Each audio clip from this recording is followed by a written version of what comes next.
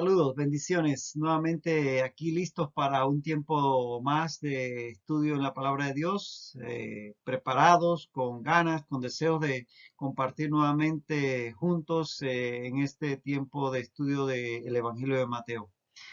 Sin más, iniciamos con oración. Amado Padre Celestial, gracias. Gracias por tu bondad, por tu amor, por tu provisión para todas nuestras necesidades. Y ahora, Dios, ahora te pedimos que nos ayudes, Señor, en el tiempo de estudio de tu palabra para que podamos entenderla y ponerla, Dios, por obra. Te lo pedimos y te damos a ti las gracias y toda la gloria en el nombre de Cristo Jesús. Amén. Estábamos en Mateo 11, comenzando este capítulo y apenas habíamos iniciado con el primer versículo en la última lección y vamos a terminar con lo que poco que nos quedaba del mismo y leemos así. Cuando Jesús terminó de dar instrucciones a sus 12 discípulos, se fue de allí a enseñar y a predicar en las ciudades de ellos. Ya decíamos la vez pasada que en este versículo resume lo que acaba de pasar en todo el capítulo 10. Jesús manda a sus discípulos con todas aquellas instrucciones que ya estudiamos y ahora aquí hay como un momento de transición para entrar en los detalles del capítulo 11. Y ahí sencillamente habla de que los envió y él, por su lado, pues va a ir a enseñar y predicar también. Y decíamos que quedamos en este punto donde dice que se fue de allí a enseñar y a predicar en las ciudades de ellos. Él, fíjate, no se quedó sentado, no es que mandó a los discípulos a que fueran a hacer esa labor de prácticamente de misioneros al pueblo de Israel y se quedó sentado debajo de un árbol a esperar a que vinieran a traerle reportes. No, él siguió compartiendo el evangelio. Dice en las ciudades de ellos. ¿Quiénes ellos? De los judíos. Así que él siguió ocupado, no se sentó a esperar. Probablemente las ciudades de ellos, de los judíos, se refiere a las mismas ciudades en que había estado transitando su ministerio hasta ahora, alrededor del mar de Galilea, es decir, las ciudades de Galilea. Así que ahí él siguió haciendo la obra. Fíjate, él los envía a predicar a sus 12 discípulos, a los apóstoles, pero no se queda de brazos cruzados. Él sigue predicando, él sigue haciendo la labor, porque Jesús realmente es el mejor modelo de líder que podemos nosotros encontrar, porque es un líder que se involucra, no es un líder que sencillamente dice hagan, no es un líder que solamente dirige, no es el líder que desde lejos está dirigiendo y él sencillamente en su palacio de cristal se queda organizando, no, él se arremanga la camisa y se mete a la obra.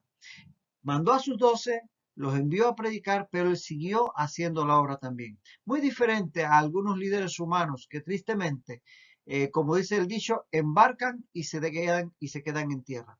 Jesucristo no. Él nos envía, pero él también participa. De tal manera que en eso se convierte en un modelo de líder realmente único. Ahora bien, un paréntesis aquí, porque es bueno ver el método de Jesús. El método de Jesús. Es decir, Jesús a lo largo de todo su ministerio nos muestra un método, cómo él desarrolló su ministerio. Y lo vemos en su trato con sus discípulos. Método que haríamos bien en copiar para todas nuestras actividades, sobre todo, no solamente a nivel ministerial, a nivel secular, claro que sí. Cuando nos toca liderar, cuando nos toca enseñar, inclusive cuando nos toca guiar a nuestros hijos. Fíjate el método de Jesús. Él enseñó, modeló, involucró, envió y delegó. Primeramente enseñó. Él a los discípulos allí en las praderas, en las laderas del mar de Galilea, les enseñaba. Ahí tuvimos todo el estudio del Sermón del Monte, todas sus enseñanzas haciendo una correcta interpretación de la ley. Él les enseñaba. Palabra directa de él. Pero también les modeló, porque todo eso que él enseñaba, les mostró cómo se hacía haciéndolo con ellos. Por ejemplo, cuando les lava los pies y les enseña lo que es el servicio. Y en muchas otras cosas, cuando él delante de ellos sanaba a los enfermos, delante de ellos oraba por ellos, delante de ellos les enseñaba, les mostraba, les modeló prácticamente a sus discípulos cómo se hacía.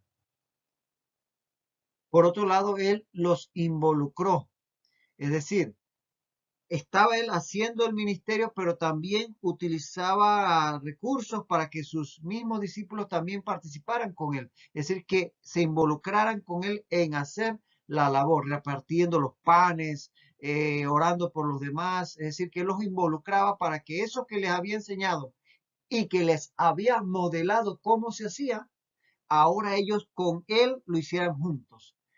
Y posteriormente los envió, ya habiéndolos instruido, sirviéndole de modelo, habiéndoles permitido participar para que no solamente fuera teoría, sino práctica, ahora los envía. Ya ellos estaban en la capacidad en este momento de enviarlos a hacer la obra, pero no los envía como quien dice y vayan a ver, sino los manda con una misión a corto plazo para que regresen a él y revisemos lo que pasó y lo que hicieron y a lo mejor algo que se pueda hacer mejor.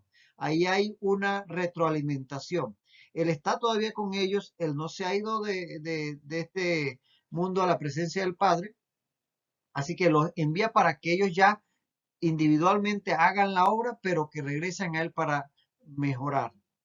Y finalmente, ya habiéndoles preparado a través de esta escuela espléndida de 3 años, entonces les delega. Le dice, vayan a las naciones. Y él va a la patria celestial, pero le dice, no los dejaré solo porque le va a enviar al Espíritu Santo. Entonces, como vemos, el método de Jesús es el método ideal para poder liderar, para poder enseñar, para poder guiar.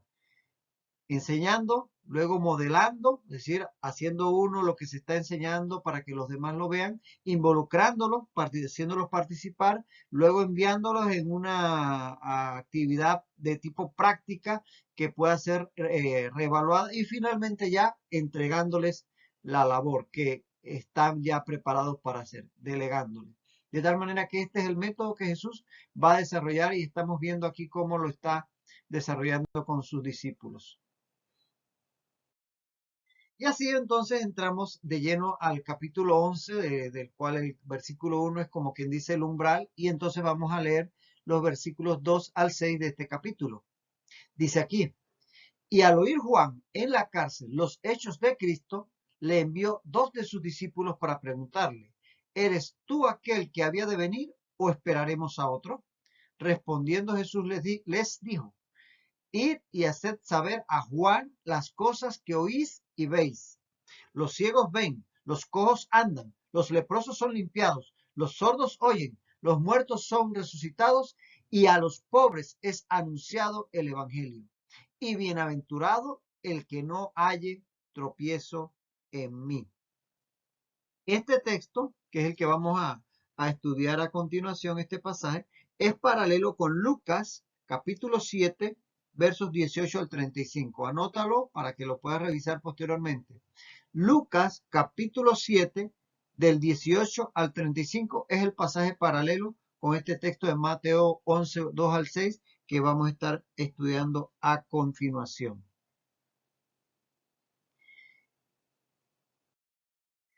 Dice entonces, y al oír Juan en la cárcel los hechos de Cristo. Juan el Bautista había sido encarcelado por Herodes Antipas en el palacio, prisión o fortaleza de Maqueronte, que es este lugar, aquí lo pueden ver en el mapa. Hoy día esta localidad que queda en el día de hoy en el país de Jordania, es la moderna Kirbet Macaber. Se encuentra 8 kilómetros al este del Mar Muerto y 20 kilómetros al sur del extremo norte del Mar Muerto. Y ahí había sido encarcelado Juan el Bautista por Herodes Antipas. En Mateo 4:12 podemos leer, cuando Jesús oyó que Juan estaba preso, volvió a Galilea. Desde Mateo 4, ya lo habíamos leído, cuando Jesús inicia su ministerio en Galilea, ya Juan estaba prisionero por Herodes Antipas en esta fortaleza de Maqueronte. Unos datos importantes para comprender este hecho. Cuando Jesús nace, todo el territorio de Israel estaba bajo el dominio de el rey Herodes el Grande. Herodes el Grande. Herodes era idumeo, no era judío. Los romanos lo pusieron por rey sobre Israel porque su familia había apoyado a los romanos en la conquista de estas tierras. Entonces le pusieron a Herodes por rey sobre este territorio. Pero cuando Herodes muere, entonces los romanos van a dividir el territorio entre los hijos de Herodes. Le asignan el territorio de Judea a Arquelao. Arquelao, hijo de Herodes, quedó reinando en Judea.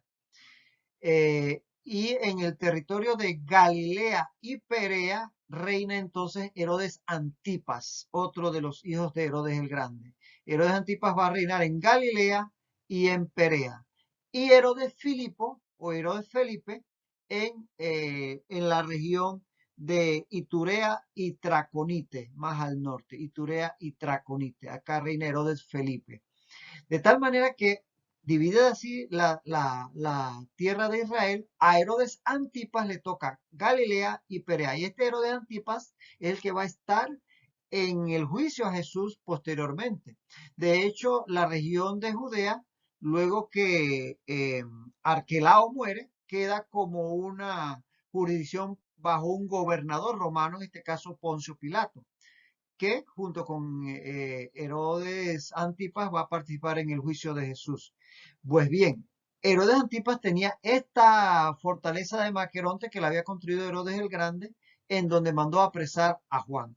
Esta fortaleza queda sobre una montaña, una elevación del terreno, que en la parte superior quedaba la fortaleza. Ahí se vislumbra ligeramente el mar muerto al fondo y de esa fortaleza solamente quedan restos. Este era el palacio donde quedó prisionero Juan el Bautista y donde va a ser posteriormente decapitado. Ahora, ¿por qué fue aprisionado Juan el Bautista? Todo esto que estamos contando sobre este hecho lo narra Fabio Josefo, el historiador judío del primer siglo, sobre todos estos hechos de la prisión de Juan el Bautista. Resulta que Herodes el Grande tuvo varios hijos, tuvo varias esposas y varios hijos. Con Doris tuvo a Antipatro, que murió joven. Con Marián, a la cual Herodes el Grande mandó a matar, tuvo a Alejandro, al cual también mandó a matar, y a Aristóbulo, al que también mandó a matar. Todos estos fueron muertos por su propio padre. Pero Aristóbulo, antes de morir, tuvo 3 hijos: Herodes de Calcis, Herodes Agripa I y Herodías. Importante recordar este nombre, Herodías. Herodes Agripa I fue el padre de Herodes Agripa II y Berenice, los que van a estar allá con Pablo en Hechos 26 posteriormente, y Drusila. Pues bien, de Marián II tuvo a Herodes Felipe. Importante, recuerden estos nombres: Herodes Felipe, Herodías. Y de Maltase tuvo a Arquelao y a Herodes Antipas. Y de Cleopatra de Jerusalén tuvo a otro Herodes y a Herodes Felipe II. Pues bien, resulta que Herodes Felipe se casó con su sobrina Herodías. Era hija de su medio hermano Aristóbulo y la hace su esposa, Herodías. Y Herodes Antipas se casa con la hija del rey Aretas, rey de los nabateos. Resulta que en un momento en que coincidieron en Roma Herodes Antipas y Herodes Felipe, a Herodes Antipas le gustó su sobrina Herodías y se la roba prácticamente a Herodes Felipe. Herodías se va con Herodes Antipas se divorcia de su primera esposa, que era hija del rey Aretas. Eso no le gusta al rey Aretas y él le hace la guerra, pero los romanos intervienen y rescatan a Herodes y derrota al rey Aretas. Y entonces Herodías queda con su otro tío Herodes. Pero ya Herodías tenía una hija que era Salomé. Era hija no es la Salomé que fue madre de Herodes el Grande, es otra Salomé. Y esta Salomé es la que va a pedir la cabeza de Juan el Bautista, como ustedes conocen la historia. Pues bien, por causa de Herodes, Antipas, haberle quitado Herodías a Herodes Felipe, es que Juan el Bautista le recrimina a Herodes Antipas que no le era lícito tomar a Herodías como mujer, como leemos en Mateo 14, 3 al 4. Mateo 14, 3 al 4 dice, Herodes había prendido a Juan y le había encadenado y metido en la cárcel por causa de Herodías, mujer de Felipe, su hermano, porque Juan le decía, no te es lícito tenerla. Por ese motivo, Herodes Antipas va a encarcelar a Juan. Y bueno, el hecho es que Juan queda encarcelado en Maqueronte. Y dice que al oír Juan en la cárcel los hechos de Cristo, ¿cómo oyó Juan de esos hechos? Evidentemente a Juan le era permitido recibir visitas en la prisión. Recuerden que al principio Herodes tenía cierto temor de Juan. Él lo encarcela, pero no se atreve a hacerle muchas cosas porque el pueblo tenía a Juan por profeta y Herodes Antipas no quiere enemistarse con el pueblo. Así que parece que al principio le permitía incluso tener visitas. Y por lo que vemos aquí en lo que dice el Evangelio, sus discípulos le visitaban y seguramente sus discípulos le llevarían noticias acerca del misterio de Jesús, de tal manera que Juan tenía a través de sus discípulos conocimiento de lo que estaba pasando con Jesús. Y es a estos discípulos a los cuales va a enviar entonces a preguntar, como aquí acabamos de leer en este pasaje. Dice que le envió dos de sus discípulos para preguntarle, ¿eres tú aquel que había de venir o esperaremos a otro? Esa fue la pregunta que hizo Juan el Bautista encerrado allá en la cárcel de Maqueronte a Jesús a través de sus discípulos. Ahora bien, ese término, el que había de venir en sí es un título mesiánico. Era una de las denominaciones más comunes para la época que los judíos atribuían al Mesías, al cual aguardaban sin duda alguna. Entonces, cuando Juan dice, ¿eres tú aquel que había de venir? Está diciendo, ¿eres tú el Mesías o hemos de esperar a otro? Esa es la pregunta que está haciendo Juan a través de sus discípulos. Y fíjate, acerca de este título, tenemos varios pasajes.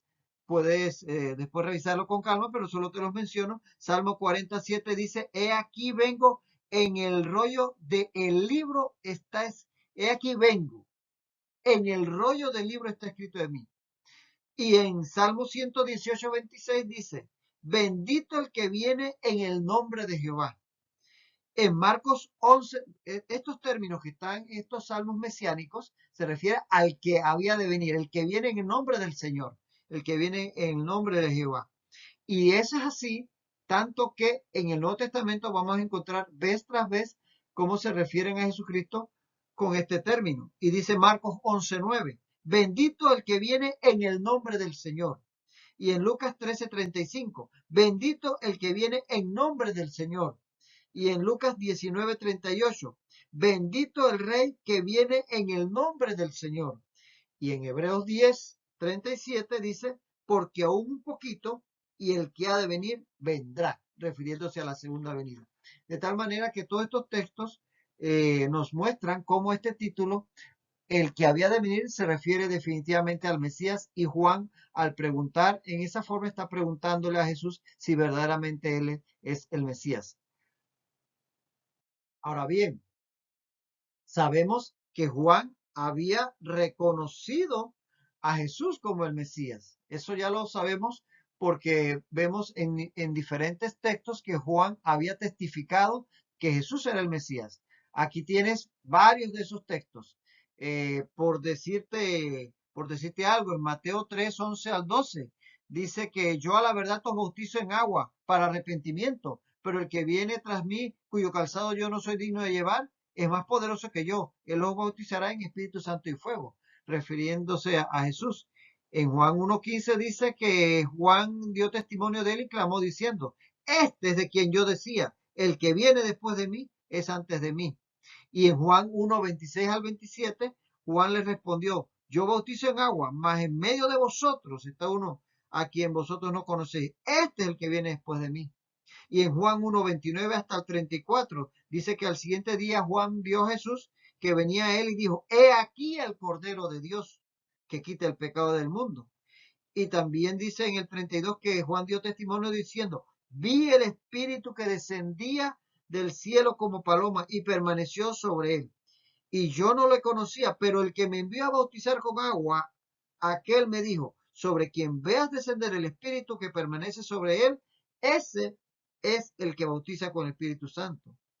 Y en Juan 1, 35 al 36 dice que al siguiente día estaban Juan y dos de sus discípulos y mirando a Jesús que andaba por allí dijo, he aquí el Cordero de Dios. Y en Juan 3, 27 al 36 que dice que respondió Juan y dijo, no puede el hombre recibir nada si no le fuera dado del cielo. Vosotros mismos sois testigos que dije, yo no soy el Cristo, sino que soy enviado delante de él. Es necesario que él crezca, pero que yo mengue. Todos estos textos dicen eh, que Juan el Bautista había testificado que Jesús es el Mesías. Entonces, sabiendo esto, establecido claramente, la pregunta que surge es, ¿por qué manda Juan a preguntar a través de sus discípulos al Señor Jesús si Él es el que había de venir, si Él es el Mesías, si ya lo había en varias ocasiones reiterado? Razones para la pregunta de Juan. Y esto nos deja algunas enseñanzas para nosotros en nuestra vida de fe. ¿Cuáles son las más importantes razones por las cuales Juan llega a este momento quizás de crisis, pudiéramos decir en su fe, que a pesar de haber testificado tan claramente acerca de Jesucristo, llega un momento en que manda a preguntar si realmente es Jesús el Mesías? Tres razones importantes. Primero, las expectativas de Juan acerca de lo que el Mesías iba a hacer, de lo que iba a estar haciendo en su ministerio, de lo que iba a manifestar, podían no coincidir con lo que él estaba oyendo de Jesús. Recuerda que él estaba recibiendo noticias de lo que Jesús estaba haciendo, pero podía ser que él esperara algo más, algo diferente. Fíjate eh, cómo Juan el Bautista durante su predicación se refiere al ministerio del Mesías. En Mateo 3, 7 al 12 dice que al ver Juan, que muchos de los fariseos y de los saduceos venían a su bautismo, les decía, generación de víboras, ¿quién os enseñó a huir de la ira venidera? Haced pues frutos dignos de arrepentimiento y no penséis decir dentro de vosotros, Abraham tenemos por padre, porque yo os digo que Dios puede levantar hijos a Abraham aún de estas piedras. Y ya también el hacha está puesta a la raíz de los árboles. Por tanto, todo árbol que no dé buen fruto será cortado y echado en el fuego. Yo a la verdad os bautizo en agua para arrepentimiento, pero el que viene tras mí, cuyo calzado yo no soy digno de llevar, es más poderoso que yo. Él los bautizará en Espíritu Santo y fuego. Su aventador está en su mano y limpiará su era y recogerá su trigo en el granero y quemará en fuego que nunca, y quemará la paja en fuego que nunca se apagará. ¿Ve? Este mensaje de Juan el Bautista, que no era errado, que no era equivocado, era inspirado por el Espíritu Santo, pero hacía alusión a esa función de juicio que el Señor Jesús ejercerá en la segunda venida. Recuerden que en la primera venida el Señor viene como cordero, viene como manso, haciendo bienes, sanando, predicando y llegando inclusive a morir por nuestros pecados mansamente, dice Isaías. Recuerda que ya leímos en Isaías, ya leímos en lecciones pasadas el texto de Isaías 61, 1 al 2, en donde dice que el Espíritu de Jehová, el Señor, está sobre mí porque me ungió, me envió a predicar buenas nuevas a los abatidos, vendar a los quebrantados de corazón, a publicar libertad a los cautivos, a los presos apertura de cárcel, a proclamar el año de la buena voluntad de Jehová. Y en ese punto, cuando cita ese texto en Lucas 4, 17 al 21, Jesús se detiene. Los que siguen en la profecía de Isaías, el día de venganza de Dios nuestro y lo demás, él no lo lee en la sinagoga de Nazaret, queriendo decir que en su primera venida, cuando Él se sienta y dice, hoy se ha cumplido esto delante de vosotros, en su primera venida lo que iba a hacer era predicar el Evangelio, sanar, llevar el bien, etcétera, y permitir ser muerto en la cruz del Calvario. Pero en su segunda venida, entonces sí, ajustará cuentas, ejercerá juicio de lo que habla Juan proféticamente en su texto. Entonces pudiera ser que Juan estaba esperando ese Mesías de juicio, porque posiblemente, como sucedió con muchos profetas del Antiguo Testamento, Juan no podía distinguir, y de eso ya hablamos también, esa visión, como ver dos montañas una detrás de la otra y no distinguir que hay una separación entre ellas. Podía ser que Juan no distinguiera entre las dos venidas de Jesucristo y pensara que en esa primera venida no solamente venía como el Mesías sanador, como el Mesías predicador, el Mesías que traía la verdad, sino también como el Mesías de juicio que será en la segunda venida. Y posiblemente el no ver ese elemento de juicio en las acciones de Jesús le hacía entonces quizás confundirse. Y es que eso nos puede suceder cuando no tenemos una correcta interpretación de la palabra de Dios. Si no tenemos una adecuada interpretación de la palabra de Dios, puede que tengamos confusión en el entendimiento de la misma.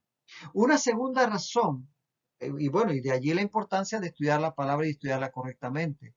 Una segunda razón es que las circunstancias adversas que estaba viviendo Juan, imagínate, preso, por el tirano Herodes, Herodes Antipas, y a la expectativa de poder ser ejecutado en cualquier momento. Y él ahí preso, ¿por qué? Por predicar la palabra de Dios, por hacer la voluntad de Dios, no por hacer nada malo, sino hacer lo correcto. Él podía sentirse tratado injustamente e incluso sentir hasta cierto temor de, él era un hombre de carne y hueso, de lo que le podía suceder. Y pensar que Jesucristo con todo su poder podía liberarlo y no lo hacía. Entonces, todo esto podría estar haciendo mella en el ánimo de Juan. Y es que cuando pasamos pruebas difíciles, el más firme puede ver tambaleada su fe. Siempre las dificultades pueden hacer que nuestra fe se vea estremecida. Y Juan no se escapaba de esa posibilidad. Así que esa es otra circunstancia por la cual quizás necesitaba ser fortalecido en la fe de parte de Jesús. Que las circunstancias en donde estaba en este momento atravesando le estuvieran removiendo el piso de su fe.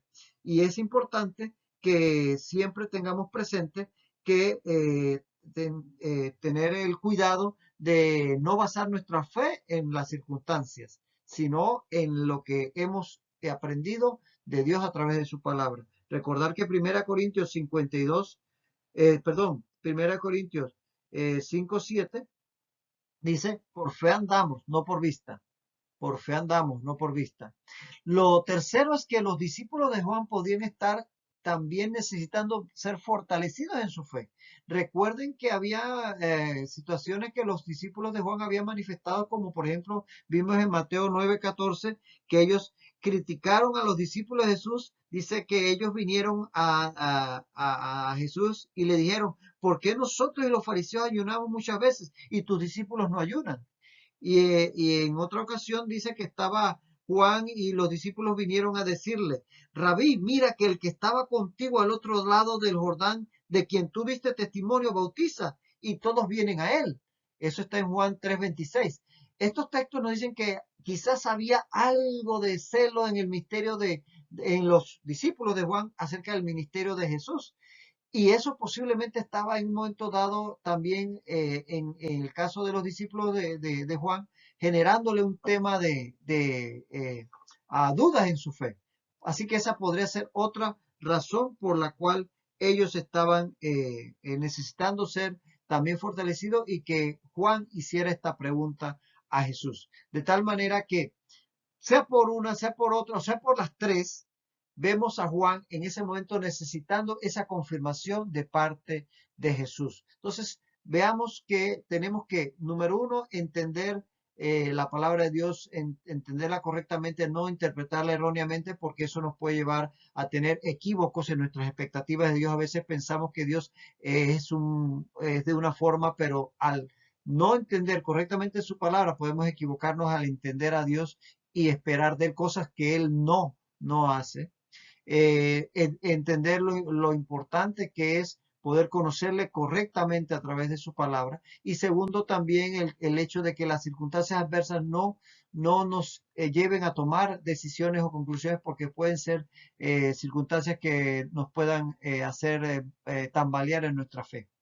Vamos a esperar hasta la próxima lección para ver la respuesta de Jesús, así que te dejo con esta meditación y vamos a estar ahí comunicándonos nuevamente en una próxima ocasión. Que el Señor te bendiga rica y abundantemente.